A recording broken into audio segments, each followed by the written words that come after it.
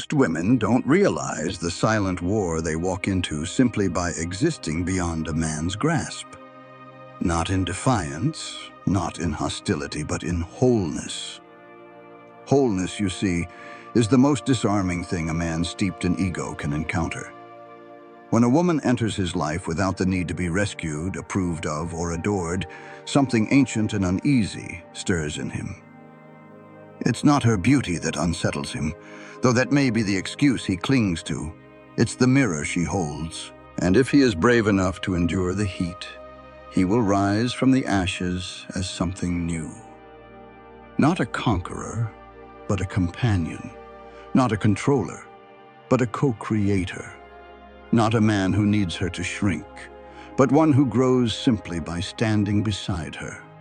She does not seek to be loved by halves. That's the beginning of his undoing. This woman, anchored in her worth, refuses the breadcrumb romance, the half-spoken apologies, the effort that arrives only when she's already halfway out the door. She has seen too much of herself to settle for fragments, and that terrifies the man who is still fractured, because to be with her means to be seen all the way, without the armor of charm, without the mask of masculinity, without the script he's used to performing. With her, there is no place to hide. Her presence is a form of truth serum, dissolving pretense, revealing the parts of him he has never dared to show. She doesn't seduce. She doesn't need to. Her allure is not in performance, but in presence. The way she looks at him, not as a prize to be won, but as a person to be understood, rattles him. It's unnerving to be seen by someone who is no longer blinded by potential. Her gaze doesn't cling. It studies, not out of distrust, but out of clarity. She has learned the difference between a man who wants her because he's lonely and a man who wants her because he's ready. And her silence, when he fails to meet that readiness, is deafening. It's not coldness, it's consequence. Carl Jung once said, "The meeting of two personalities is like the contact of two chemical substances. If there is any reaction, both are transformed." But not all men are willing to be transformed. Some come close enough to touch the flame, then recoil at the burn of becoming. The woman who cannot be controlled or understood by egoic standards is not here to soothe a man's pain. She is here to reflect it, and the reflection is blinding. She is not chaotic. She is uncontainable. There is a difference. Chaos destroys. She awakens. She evokes. This is the woman who has met her shadow and made peace with it. She no longer needs others to regulate her worth. Her joy does not depend on whether a man stays. She knows now that not every departure is a loss. Sometimes it's a release. And when a man leaves her because he cannot decode her, it no longer registers as rejection. It registers as alignment, a filtering, a sacred boundary doing its job. She does not contort to be chosen. She embodies to be met. And the man who stumbles into her orbit, unaware of her radiance, will often confuse her boundaries for barriers. He will call her guarded, not realizing she is simply not interested in being wounded again by someone still asleep in his projections. Her love is not given freely, it is earned. Not through games, but through truth, through effort, through presence. And for the man who is used to women molding themselves to fit his idea of love, this woman is a foreign land. He cannot read her, not because she is hiding, but because he has never been taught to see beyond the surface. You may have watched this play out in your own life. You felt the flutter of hope when he leaned in, when his eyes lingered, when he said all the right things. And then just as suddenly he vanished. Not physically, perhaps, but emotionally, spiritually. His energy pulled back, his gaze scattered, his certainty dimmed. Why? Because he met you. Not the mask you once wore, not the watered-down version of yourself you once performed, but you. And the truth of you terrified him, because it meant he could no longer perform either. To keep you, he'd have to become. and becoming is no small task. Jung teaches that the path to individuation, the process of becoming whole, is paved by the confrontation with the unconscious. For a man, that often begins when he encounters a woman he cannot control.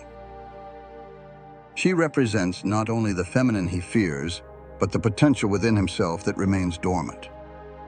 She forces him to reckon with his anima, the inner feminine, and to do so, he must first dismantle the fortress of certainty he's built around his identity. That's not romance, that's revolution. But not every man is ready for revolution. Most will retreat into the arms of predictability. Into women who seek to please rather than challenge, into comfort rather than depth, into control rather than communion. And so they miss her. Not because she left, but because they never arrived. There is something mythic in the woman he cannot understand. She doesn't move like the women in his past, women who adapted to his moods, who tolerated his inconsistencies, who mistook his silence for depth. This woman does not wait for him to arrive. She is already on the journey, with or without him. A mirror that reflects every fragment of himself he's been avoiding. And when she doesn't bend to his praise or flinch at his silence, when her eyes remain still and sovereign in the storm of his charm or withdrawal, he doesn't see a woman, he sees a threat to the fragile empire his ego built.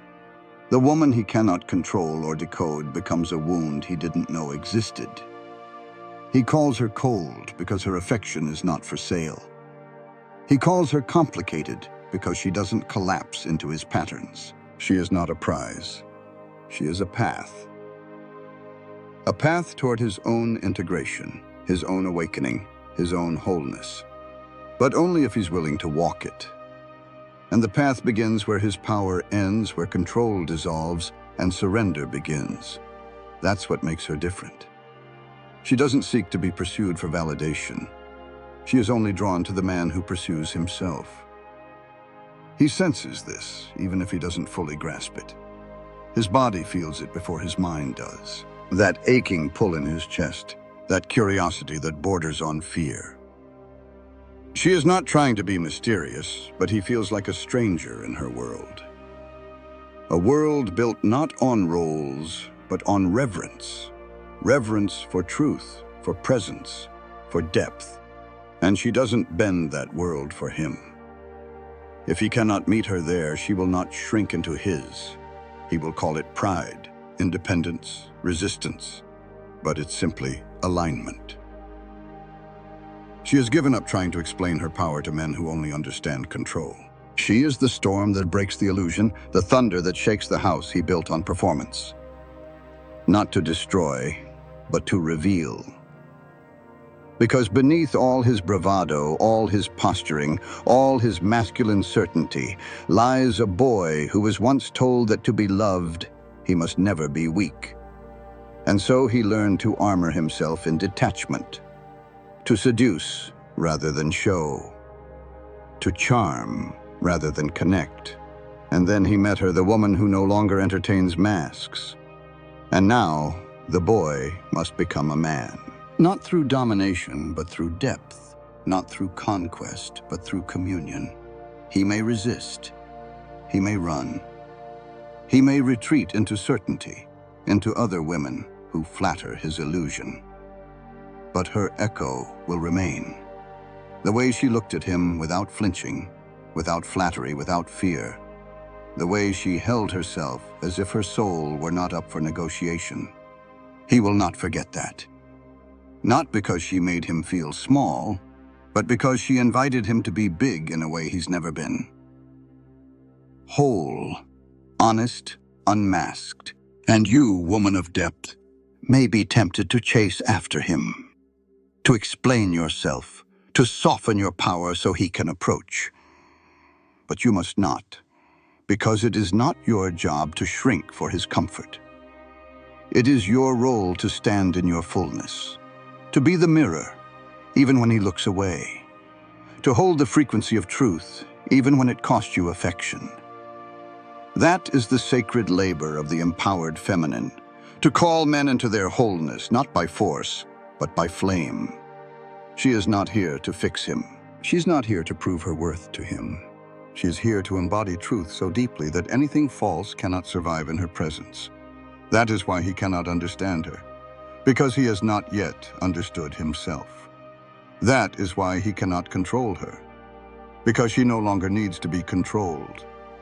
And that is why she remains unforgettable, not because of what she gave, but because of what she would not give without reciprocity. Jung spoke of the anima as the force that calls a man into emotional maturity. But the anima doesn't come dressed in comfort. She comes as challenge, as reflection, as the sacred fire.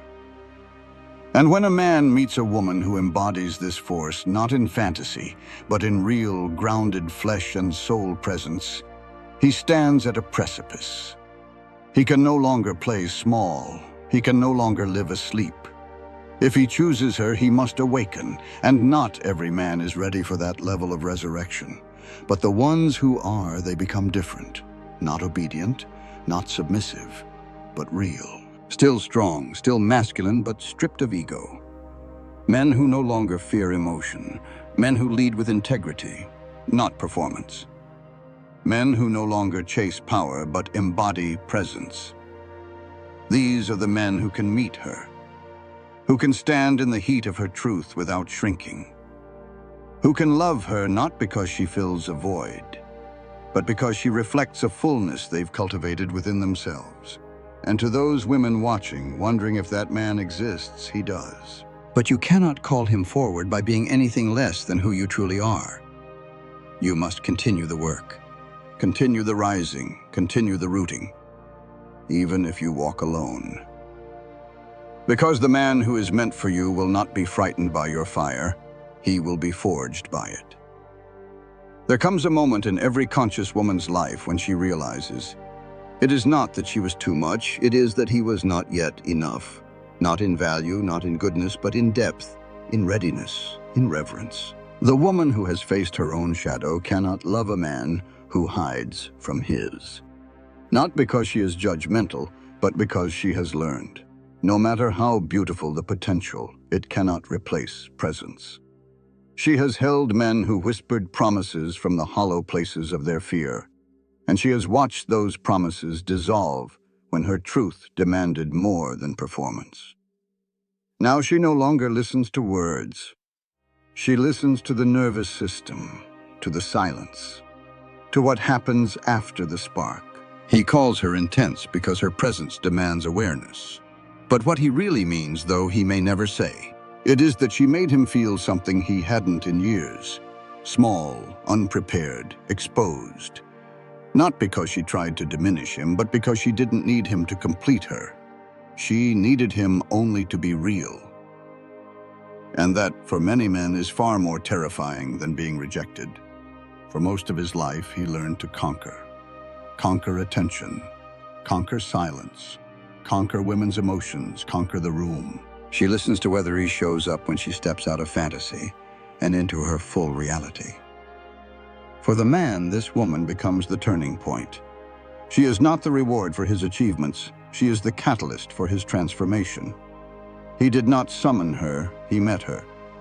And in meeting her, he meets himself, the forgotten self, the unguarded self, the one who feels deeply but never learned to speak it.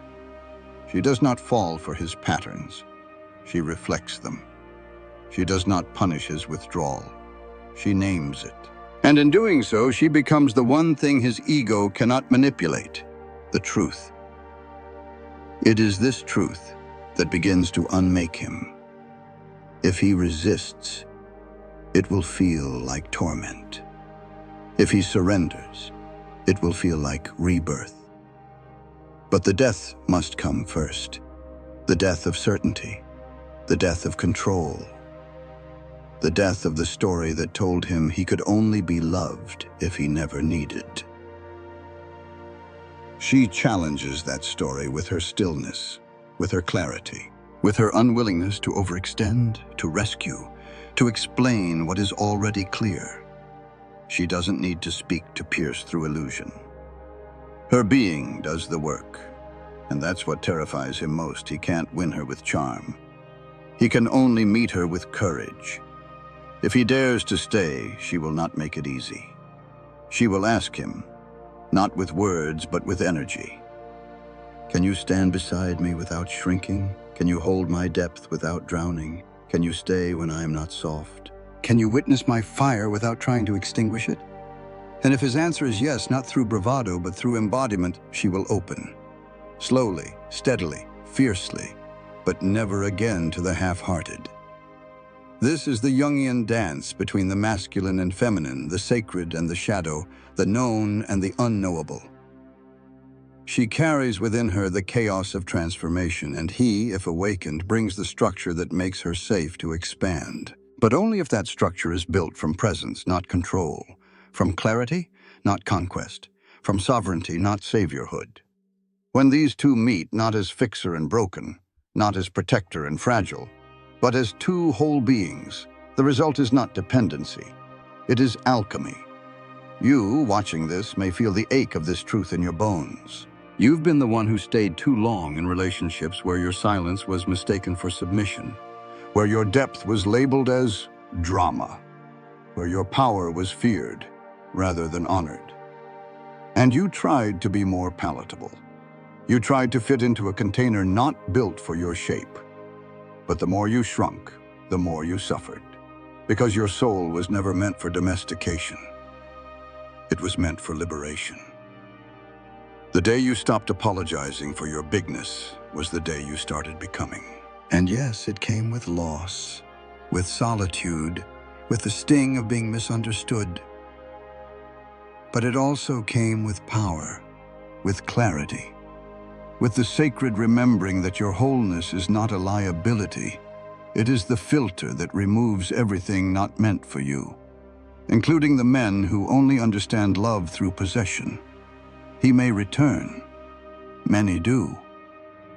After trying to replace you, rewrite you, forget you. But you are unforgettable not because of what you gave, but because of what you refused to surrender. Yourself. Your soul, your sovereignty.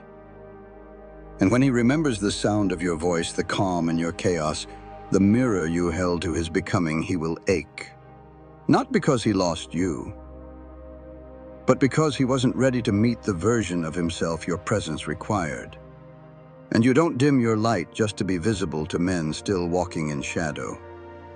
Don't break yourself into pieces to become more understandable. The right man will not need you to make sense. He will need you to be true. Because truth is not always comfortable, but it is always magnetic to those who are ready. There's a silence that comes after he walks away from a woman like her. A silence not of peace, but of absence. Not the absence of comfort or validation, but the absence of truth. He may not name it aloud, but he feels it in his bones. He left something behind that cannot be replaced. He may fill his days with noise, with distractions, with other women who do not mirror his soul back to him. But deep down, beneath all the ego and the escape, he knows he left the only woman who ever made him confront himself. And no amount of attention, sex, or admiration will replicate the gravitational pull of a woman who no longer needs to be understood to be real. She doesn't wait. That's the other thing. She doesn't beg. She doesn't twist herself into versions that are easier to love. She lets go. Not out of bitterness, but out of clarity. But when he meets her, conquest becomes impossible. She doesn't yield to performance, doesn't react on cue, and doesn't conform to his narrative. He says something clever, and she meets it with silence. Not because she's unimpressed, but because she sees the man beneath the act, and she's waiting for him. She is the chaos. The structure of his persona cannot hold. She is the question he cannot answer. She has learned that waiting for someone to meet her in her depth only drains her power. So she moves. She heals. She creates. She softens not for him, but for herself. She becomes even more of what he could not hold. And that evolution, that expansion in his absence haunts him more than her words ever could. Because in truth, she didn't need him to be perfect. She just needed him to be present, to stay when things got quiet, to remain when the mask cracked, to listen when her fire rose not with fear, but with reverence. But instead, he recoiled. He called it too much. He called her difficult, not realizing that her emotional intensity was never an attack. It was an invitation to show up in wholeness, to abandon the script, to drop the armor, to feel. Jung knew this. He taught that the human soul is not made whole by avoiding the dark, but by entering it consciously. That's what she asked of him through her presence, her steadiness, her refusal to collapse. She asked him to meet his own unconscious. And he wasn't ready, because that kind of encounter cannot be faked. It cannot be manipulated. It cannot be rushed. It requires death. The death of the ego, the death of performance, the death of the savior story. And he mistook her request for control. He thought she wanted to dominate. But in truth, she only wanted to be met without masks. You may have felt this. That ache in your chest when you watched a man walk away, not because he didn't care, but because he couldn't rise. That quiet agony of knowing you were not too much, but simply ahead. And you doubted yourself. For days, for weeks, maybe even years, you questioned your power, your intensity, your boundaries. But now you are beginning to see the truth. You weren't abandoned. You were revealed. And his exit was not a failure. It was your filter in motion. Because your worth is not proven by how long a man stays. It is proven by how deeply you stay rooted in your truth after he leaves. It is proven in the way you don't collapse into fear or chase closure that will never come. It is proven in the way you rise again and again with your heart intact and your standards unchanged. That is the mark of the initiated woman. The woman who has faced rejection not as a wound, but as a refinement. The woman who no longer needs to be chosen to feel valuable because she has chosen herself. And he may come back one day. Not because he changed, but because he's haunted by the version of himself he saw in your presence. The man he almost became. And he'll say things like, "I wasn't ready," or "You deserve better," or "I didn't realize what I had." But by then, you won't be listening with longing. You'll be listening with discernment. Because the woman you've become in his absence no longer seeks men who return. She seeks men who arrive. Men who don't just admire her power, but can stand next to it without flinching. This is not a fairy tale. This is not a love story told through filters of fantasy. This is a reckoning, a rising, a remembering of what it means to be a woman who holds herself. A woman who is not afraid to be alone if it means she is free. A woman who has made peace with her own shadows and now refuses to dim her light for anyone still hiding from theirs. And somewhere, perhaps far away or perhaps just across the room, a man sits in quiet turmoil, reckoning with the afterglow of her departure. Not because she slammed the door, not because she screamed, but because she didn't. She left in the softest silence, the kind that echoes louder than thunder. She didn't explain herself because truth doesn't negotiate. She didn't beg for him to stay because her soul had already stayed too long. And now in the space she used to occupy, there is no drama, only the hollow ring of unfulfilled potential. This is the juncture where many men remain suspended between awakening and regression. Some go on to repeat the cycle, moving from woman to woman, seeking that initial spark, that feeling of being disarmed and alive. But what they truly chase is not another woman. It is the feeling they had in the presence of a woman who saw through them.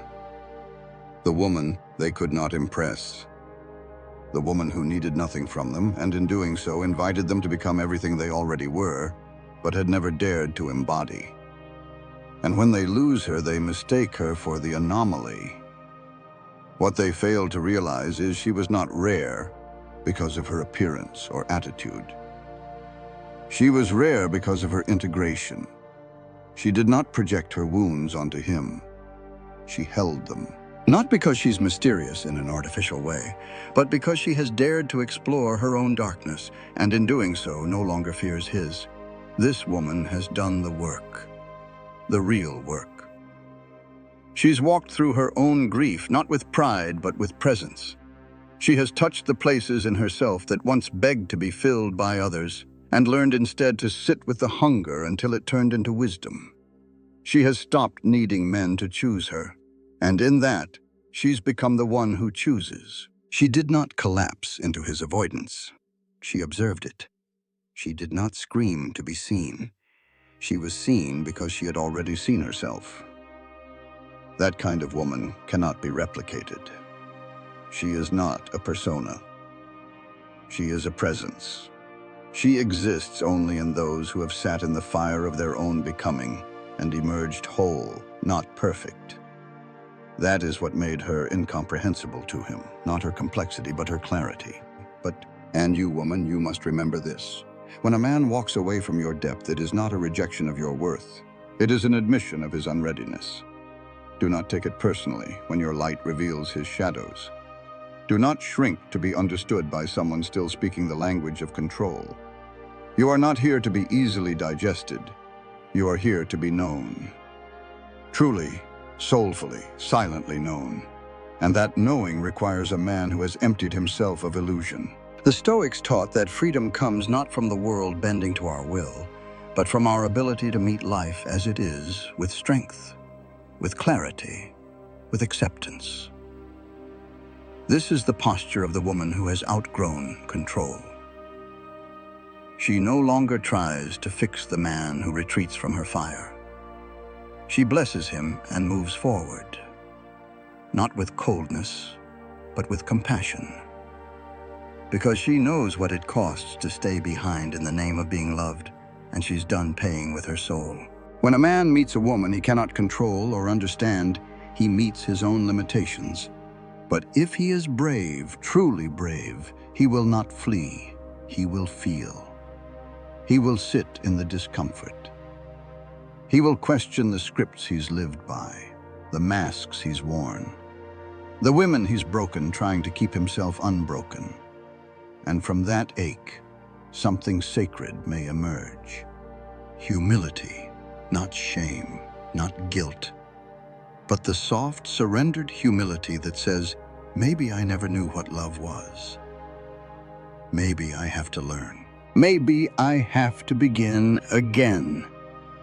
And that man, the man who begins again, who humbles himself before his own illusions, who chooses truth over comfort, is the man who will one day stand beside her, not as her project, not as her prize, but as her partner. Because only when a man is no longer threatened by a woman's power can he truly love her. Only when he is no longer trying to understand her in order to predict or possess her, but simply to witness her, can he finally meet her. Until then, she walks alone. Not because she is unloved, but because she is unwilling to be half-loved. She knows what it feels like to betray herself for the illusion of closeness. She knows the pain of dimming her fire, just to keep the room warm for someone else. And now she refuses. She does not close her heart, she simply guards the door more wisely. She still believes in love, but not in the kind that asks her to become less. Only in the kind that calls her to become more. And in the stillness of that wisdom there is freedom. The freedom born not from winning or losing, from chasing or fleeing, but from the deep knowing that she is whole without approval, complete without permission. This is the rebirth of the woman who has walked through fire and not only survived but emerged incandescent. Her power no longer asks for validation, because it is rooted in self-sovereignty. She no longer fears solitude because she has found company within herself. Her worth is not negotiated in the marketplace of desire, it is declared in the sanctuary of her soul. The man who once sought to control her now watches from afar, puzzled and humbled. He sees that the woman he could not command is the same woman who never needed commanding. He feels the ache of missed opportunity. But more than that, he feels the stirring of possibility. The possibility that love is not a battlefield to conquer, but a sacred space to inhabit. The possibility that connection is not about possession, but about presence. The possibility that true power in a relationship comes not from dominance, but from mutual surrender to authenticity. And she no longer waits for his arrival. She moves through the world as a flame that draws those who are ready and repels those who are not. She speaks a language that only the brave understand, the language of shadow and light intertwined, of boundaries and softness held in balance, of courage born from vulnerability. To stand with her is to stand in the face of the unknown, to dance on the edge of transformation, to embrace the wild and the sacred in equal measure. Her story is not one of loss, but of liberation. She has learned that love that demands diminishment is not love, it is dependency. That is what makes her unknowable to the man who has only ever known women through the lens of their longing.